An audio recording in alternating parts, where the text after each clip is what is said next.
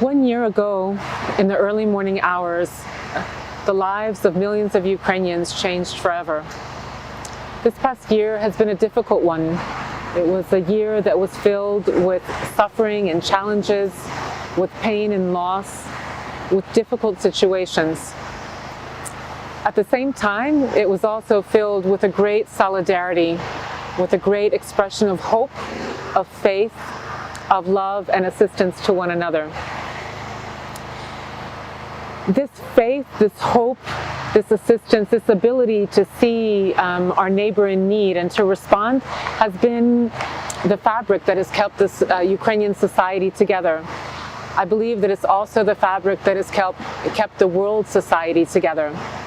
And we are very grateful for all the support that's been offered to Ukrainians through the Caritas Ukraine network in Ukraine. During this past year, the Caritas Ukraine network has expanded.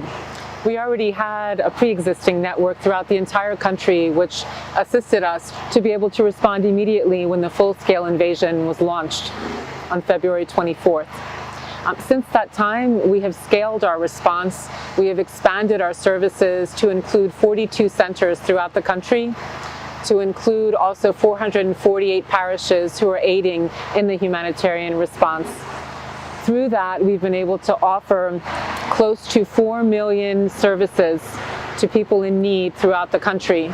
We've assisted close to 2.7 individual unique beneficiaries with various life-saving support, psychosocial support, and other things that would be needed in the context of this crisis. The constant shelling happening across the front line and across the border into Ukraine, the constant missile strikes, the repeated missile strikes that happen throughout the country and are harming Ukraine's electrical infrastructure, energy infrastructure, are affecting the way that Ukrainians are able to survive the winter. As an organization, we've been working on responding to those needs.